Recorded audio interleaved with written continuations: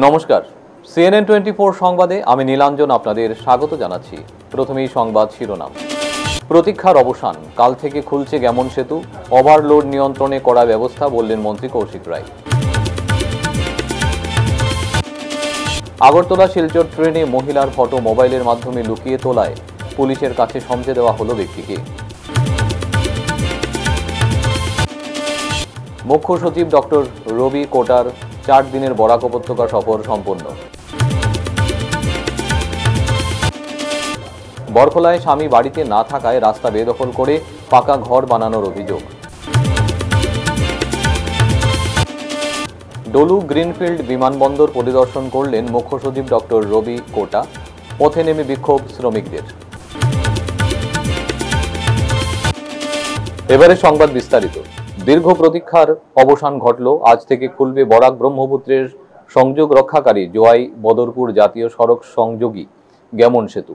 সোমবার গেমন সেতুর কাজ খতিয়ে দেখতে এসে কাছাড়ের পুলিশ সুপার নোমাল মাহাত্তা, সতীর্থ মন্ত্রী কৃষ্ণেন্দু পাল, নির্মাণ সংস্থার গৌরাঙ্গ দেওঘরে, কাঠিগড়ার সার্কেল ম্যাজিস্ট্রেট রবার্ট টলার, থানা আধিকারিককে জোসেফ কেইবমকে পাশে রেখে এমন কথাই জানালেন রাজ্যের দাপুটে মন্ত্রী তথা বরাক উন্নয়ন বিভাগের মন্ত্রী কৌশিক রায়। ওভারলোড প্রসঙ্গে এক প্রশ্নের উত্তরে মন্ত্রী কৃষ্ণেন্দু পালের বক্তব্য হলো, এখানে আসা আগে আমরা 2 সতীর্থ মন্ত্রী, কাছাড়ের জেলা শাসক মৃদুল কুমার যাদব, পুলিশ সুপার নোমাল মাহাত্তা ও পরিবহন বিভাগের কর্মকর্তাদের নিয়ে জেলা শাসকের কনফারেন্স হলে আহত এক বৈঠকে সিদ্ধান্ত নেওয়া হয়েছে, গেমন সেতুর কাজ যেহেতু শেষ তাই নির্ধারিত সময়ের আগে মঙ্গলবার থেকেই খুলে দেওয়া হবে সেতু। তবে প্রথমে ছোট গাড়ি ও নিত্য প্রয়োজনীয় যান চলাচলের সুযোগ দেওয়া হবে, তবে ওভারলোডেড ট্রাক কোনো অবস্থায় চলতে দেওয়া হবে না। এমনকি যে সমস্ত গাড়িতে নিয়ম বহির্ভূত বডি রয়েছে তা অন দ্য স্পট কেটে দেওয়া হবে। ঠিক কত টন বহন ক্ষমতা রয়েছে এই সেতুর বা কত টন পণ্য বহন করতে পারবে এক একটি গাড়ি, এমন প্রশ্ন এড়িয়ে যান মন্ত্রী পাল। হারাং সেতুর তদন্ত প্রক্রিয়া প্রসঙ্গে সংবাদ মাধ্যমের প্রশ্নের উত্তরে মন্ত্রী কৃষ্ণেন্দু পাল বক্তব্য রাখেন, তদন্ত অব্যাহত, তদন্তে যাদেরই নাম উঠে আসবে তাদের শাস্তি অবধারিত। উল্লেখ্য, 1971 সালে নির্মাণ সংস্থা গেমন ইন্ডিয়া লিমিটেড তৈরি করেছিল ঐতিহাসিক এই সেতু। এরপর থেকে এই সেতুতে তেমন কোনো কাজই হয়নি বললেই চলে। একেবারে হয়নি বললে ভুল হবে, গত কংগ্রেস আমলে টুকটাক সংস্কার করা হয়েছিল। বলা যায় সরকারি উদাসীনতাই সেতুটির মরণ ফাঁদের রূপ নিয়েছিল, যার ফলে ভোগ করলেন সাধারণ মানুষ। দীর্ঘ 2 মাস ধরে জনগণ সীমাহীন যন্ত্রণার মধ্যে ডুবিয়ে রেখে প্রাণ ফিরে পেল সেতুটি। কোনরূপ তথ্য ফলক ছাড়া দেদার সরকারি টাকা খরচে সংস্কারপ্রাপ্ত সেতুর গুণগত মান নিয়ে সংশয় কিন্তু থেকেই গেল। আগরতলা শিলচর ট্রেনে মহিলার ফটো মোবাইলের মাধ্যমে লুকিয়ে তোলায় পুলিশের কাছে সমঝে দেওয়া হলো ব্যক্তিকে। মহিলার ফটো মোবাইলের মাধ্যমে লুকিয়ে তোলা জঘন্য কাণ্ডের খেসারত দিতে হলো এক ব্যক্তির। হাতে নাতে ধরে পুলিশের কাছে সমঝে দেওয়া হলো ধর্মনগরের বাসিন্দা আবিদুল ইসলামকে। জানা যায়, আগরতলা শিলচর ট্রেনে বিপরীত সিটে বসা এক মহিলার ফটো মোবাইলের মাধ্যমে লুকিয়ে তুলছিলেন আবিদুল। ট্রেনের অন্যান্য যাত্রীদের খানিকটা সন্দেহ হলে তারা তাকে জিজ্ঞাসাবাদ করে কেন মহিলার ফটো লুকিয়ে তুলছিলেন। একবার আবিদুর বলেন, আমি ফটো তুলিনি, আরেকবার বলেন ফটো সরিয়ে দিয়েছি। এক সুরে 2 কথা বলায় ওনার উপর আরও সন্দেহ বেড়ে যায়। একসময় করিমগঞ্জ রেল স্টেশন ট্রেন আসার পর পুলিশের হাতে সমঝে দেওয়া হয় আবিদুলকে। পুলিশ তাকে জিজ্ঞাসাবাদ চালিয়ে যাচ্ছে।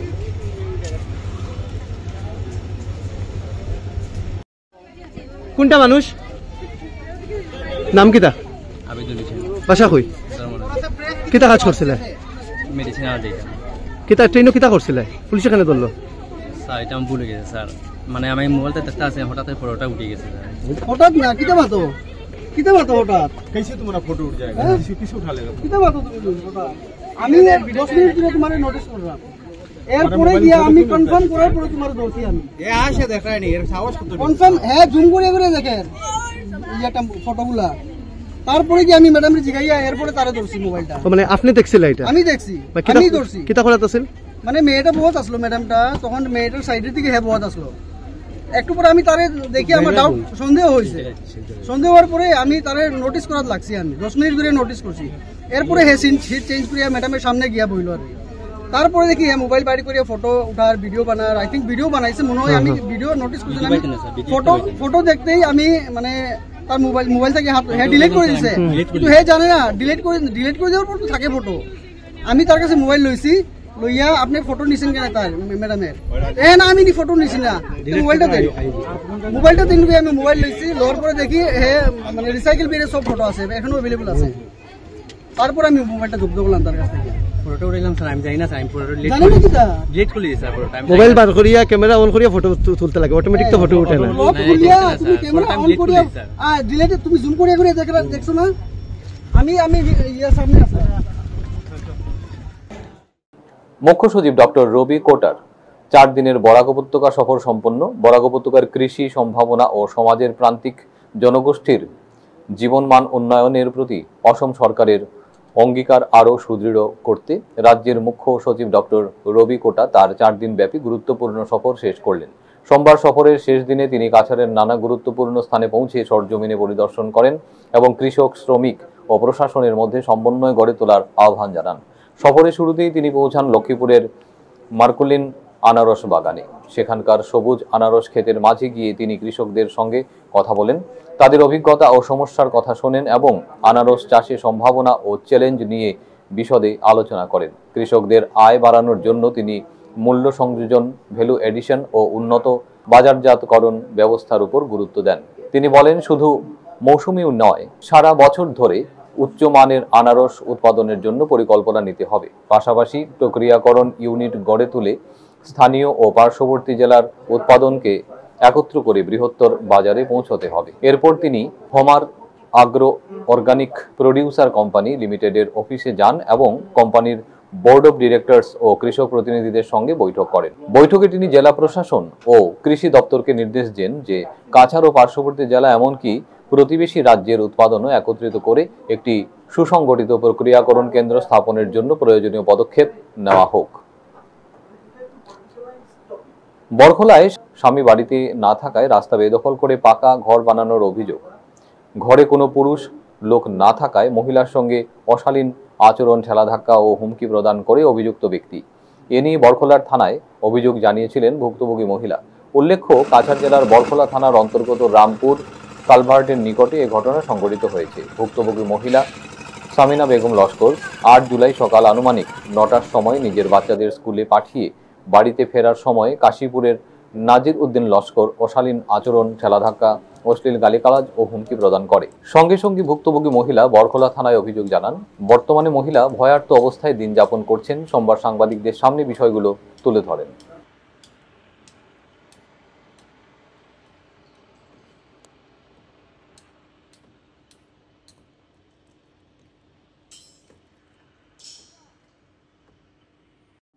আসসালামু আলাইকুম। আপনার একটা আমার দুঃখের বিষয় জানাইতাম। বড়হলার কালভার্ট পার্ট 3 নদীর নামে, আমার নাম হইল সামিনা বেগম লস্কর। তে নদীর নামে জায়গাটা আরো তারা লগে 2 জন আসন লইয়া দিছে আমারে জায়গাটা 59 ফুট দিয়া। এরপরে তারা কেলেঙ্কারি করিয়া 12 ফুট দিয়া 5 কাটা জায়গা 303 ফুটে লাম্পায় তারা নিছে। নেওয়ার পরে আমার তারা পথ সকারে তারা আমার লগে সরিকানি পথ রাখছেন, রাখিয়া তারা জায়গাটা রাখছেন। রাখার পরে এখন দেখা যায় যে আমার জায়গা ঢুকাইয়া, রাস্তা ঢুকাইয়া গড় বানানি হয়েছে। আমার হাজবেন্ড না থাকা সত্ত্বে বহুতবার বিচার হয়েছে, 2-3 বার বিচার হওয়ার পরে কুটি গাড়ানির পরে নদীর নামে তাই কুটি সরাই দেন। তার লগে কে বা কাহারা আসেন এর মাঝে জড়িত। সরানির পরে হাল্লা চিৎকার হয় যে তাই নিতা মানিয়া যায় না, তান ডিপার্টমেন্ট দেখায় তান আর কি জমিনের দেন মাফিয়াগিরি তারা তা করেন 3 জনে মিলিয়া তারা। এরপরে তাই আমার হাজবেন্ড না থাকা সত্ত্বে তাই কুটি উঠি হরাইয়া গোল বানাইছেন। আমি আমার মেয়ে ছেলে একটা মেয়ে একটা আছে, 2 জনকে লইয়া স্কুল যায়। ছেলে আবতি 2 বছর হয়েছে, মেয়ের 4 বছর চলে। 9টার সময় আইয়া দেখি আমার ঢুকিবার রাস্তা বন্ধ করিয়া তারা রাখা। জিগার পরে নদীরে কইছে তার যারা খাস কথা তারা জিগা করছি আমার রাস্তা বন্ধ খানে। তারা কইছেন যে না, তোমার আমার মালিকে কইয়া দিচ্ছেন বন্ধ করবার লাগে। তারপরে মালিকরে দিয়া করলাম বলে আমি রাস্তা আমাইতাম না, গড় ঢুকিতাম না। কইছেন না, ইনো গড় ঢুকা নাই, রাস্তার ঢুকা নাই। ওটা করিয়া টেলা ধাক্কা হয়েছে। হওয়ার পরে আমি সকালে 9টায় হয়েছে, আমার করে দিয়ে কেউরে লইয়া যাইবার নাই, বাচ্চা একটা অসুস্থ। আমি স্কুল তাই মেয়ে লইয়া রাত্রে 8টা উঠতে আমি গেছি। যাওয়ার পরে ইদার দিয়াইছি তারা কোন মেডিকেল করাইছেন, করাইয়া নিয়া তৈছেন পরের দিন আইবা বলে। পরের দিন আইছেন যেন তার কাজ শেষ হইয়া, নদীরের কাজ শেষ হওয়ার পরে নদীরে লইয়া আইছি। আইয়া আমার কথা না শুনিয়া, নদীরের কথা শুনিয়া তারা গেছেন গিয়া। পরের দিন 10টার সময় বিচার হইয়া। এরপরে আরো 2 দিন 3 দিন বার চাওয়ার পরে আমি 8 তারিখ দিছি, আবার 11 তারিখ গেছি। যাওয়ার পরে ম্যাডামরে কইলাম যে ম্যাডামের গাড়ি ঘুরা ফিরা দেখি ম্যাডাম কিন্তু আমার দাল লই না। ম্যাডামরে গিয়া কইলাম যে আমার কেসটা কিতা হইল, আপনি গেলা না, তদন্ত করলা না, কিচ্ছু করলা না। ম্যাডামে কইছেন জায়গা জমিনের বিষয়টা আমরা কিচ্ছু জানি না। হওয়ার পরে আমি কইলাম যে ম্যাডাম আমারটা রেজিস্টারে করিয়া দে। তাই ম্যাডামে কই না, বিচার করলে শেষ হইব না, নিজ করলে শেষ হইব না, বলে এতো গিয়া বিচারা কাজ করে আমারে হুমকি টুমকি দে। ম্যাডামে উঠে কইছেন তো এত তার জায়গা লইছে কাজ করবো, আমি গিয়া দেখি আইছি কুটি ঠিক আছে। আবার পরে আমি কই দেন কুটি এদিকে সরাইছে, ফটো দিছি, ফটো দেখাইছি। এরপরে হে আমারে ডাকিয়া ইয়া কয় কিতা হয়েছে, কিতা করছো, যেন আমি টানা 20,000 দিয়া লইয়া আইছি, আমার কিচ্ছু করতে পারতাম না, আমি এমনি লইছি। যদি আজকে ডালাইওর যেন আজকে 14 তারিখ 14 তারিখ ডালাইয়ের দিন আমার সকালে ডাকিয়া কয় কিতা করলা, এমনি লইছি নি 20,000 দিয়া। ম্যাডাম রে ওখানো গিয়া কইছি ম্যাডাম আপনারে বলে 20,000 টাকা দিয়া আপনারে লইছে, আপনি বলে এর লাগিন এটা কোনো তদন্ত কথা না। তে আমি একটা মেলু কইয়া 2 দিন করিয়া গেলাম। এর বাদে ফরিদা দিদিও ফোন করে কইলা, বিভিন্ন জনে ফোন করে কইলা তারা রেজিস্টারে করবার লাগে, তারা রেজিস্টারে করতে সময় করে দিস। কে বা কাহারা এই বরখলার মধ্যে যেন জমিনের দলালগিরি করেন আর অত যেন মানুষে যেন জ করেন, ওনো আমি ওটা দিয়া দেখাইছি যেন ওনো আমার FIR। আমি 2টা বাচ্চা লইয়া যেন গিয়া দিয়া দিলাম, আমার কোনো একটা রেসপেক্ট পাইলাম না। একটা বেটি মানুষ হইয়া হাজবেন্ড বাড়িত না থাকা সত্ত্বে একজনটা আইলা না। ম্যাডামে আমার কইছেন তার সময় নাই, যদি তাই গাড়ি লইয়া তাই দলুত যাইতরা, আমার রাস্তার সামনে দিয়ে ফুটি চড়ার যাইতরা, কিন্তু আমার এখানে আইয়া তাই ইনকোয়ারি করবার তার সময় নাই। এরপরে ডলু গ্রিনফিল্ড বিমানবন্দর পরিদর্শন করলেন মুখ্য সচিব ডক্টর রবি কোটা। পথে নেমে বিক্ষোভ শ্রমিকদের। কাজটা বন্ধ করার লাগি লাগি প্রশাসনে আছে, আমরা ঢুকতে দেয় না, কিসের লাগি ঢুকতে দেয় না। এখানে কি কাজ? এই যে ঘর বানানো হচ্ছে, সেটা আমরা খালি বলেছি ঘর বানাচ্ছে, কিসের লাগি বানাচ্ছে এটা আমরা জানতে চাইতেছিলাম, কিন্তু প্রশাসনে আমাদেরকে ধাক্কা মুক্কা করছে, আমাদেরকে ঢুকতে দিচ্ছে না। কিসের লাগি ঢুকতে দিচ্ছে না? আমাদের জমিনে আমাদের যদি ঘর আছে আমাদেরকে দেখানো উচিত না। আজকে ঢুকতে দিচ্ছে না, কোনদিনও ঢুকতাম না। আমাদের যদি ঘর আছে তো আমাদের তো দেখানো উচিত। কোন বাড়িটাকে মারছে?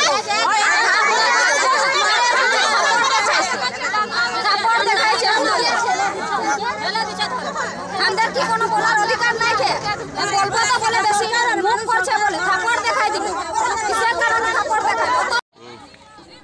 ডলু গ্রিনফিল্ড বিমানবন্দর পরিদর্শন করলেন মুখ্য সচিব ডক্টর রবি কোটা।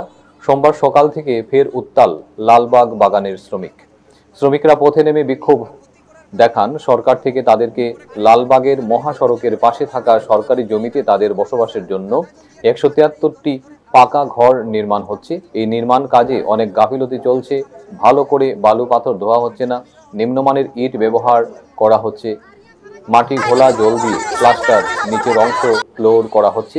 তাদের কথা মতো সঠিক নিয়মে পাকা ঘরের কাজ হচ্ছে না। সম্পূর্ণ অন্ধকারে রেখে দায়িত্বে থাকা পাকা ঘর নির্মাণের ঠিকাদার তার মর্জি মাফিক কাজ করছে। এতে প্রশ্ন হলো, সরকার যখন বাগান শ্রমিকদের জন্য থাকার পাকা ঘর দিচ্ছে, কিন্তু আজ পর্যন্ত তারা সরজমিনে এসে খোঁজ খবর নেননি।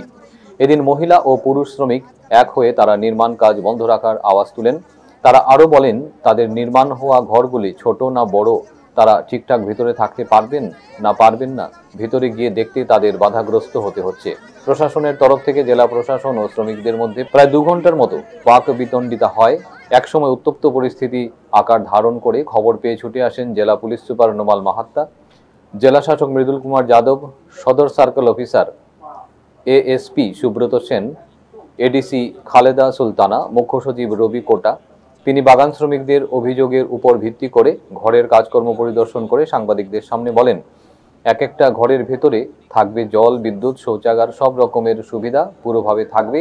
ঘর তৈরি না হলে শ্রমিকেরা কি রকম বুঝতে পারবে? আগামী সেপ্টেম্বর মাসের মধ্যে ঘরগুলি সম্পূর্ণ হবে বলে মনে করেন তিনি। काम है क्या नहीं है, इस पे हमारा 4-5 डिपार्टमेंट का अलग अलग काम भी होना पड़ेगा। अभी काम कंप्लीट नहीं हुआ, इसीलिए लगता है कि अच्छा से नहीं हुआ। तो तो हम काम कंप्लीट होने के बाद अभी जो साइज़ आप खुद जाके अंदर देखा होगा, 4 रूम हैं और टॉयलेट है, पानी होगा, इलेक्ट्रिसिटी होगा। जो लेबर लाइंस में जो फैसिलिटी है उससे बेटर करने के लिए हम लोग कोशिश कर रहे हैं। और 3 कट्टा का लैंड है, ये जो अभी मार्किंग है ना जहाँ तक किया वहाँ तक पूरा उनका जगह है। आगे घर का सामने घर जितना है, घर से डबल जगह है, वो जगह भी उनको मिलेगा। सामने रास्ता आएगा, ट्रेन आएगा और इलेक्ट्रिसिटी और पानी आएगा। तो एक बार पूरा बन जाएगा तो तब उनको लगेगा कि कैसे बना। अभी पहले से अभी स्टार्टिंग में बोलने के लिए तो कुछ भी बोल सकते हैं, लेकिन हम लोग एक एक को अलॉटमेंट देंगे खुद का लैंड, तो खुद देके उसको पता चलेगा कि कैसे है। तो इसलिए हम देखने आए हैं, अभी सब बाकी डिपार्टमेंट लोग भी हैं, तो अभी इसको हम ठीक ठाक करने के लिए कोशिश कर रहे हैं। और कितना दिन लगेगा सर ये काम फिनिश करने? हम तो अभी देखो सितंबर तक करने के लिए कोशिश कर रहे हैं, तो सितंबर तक लोग आ जाए इधर, अपना अपना घर संभालें, ये बात ठीक है। আজকের মতো সংবাদ এ পর্যন্তই। নমস্কার।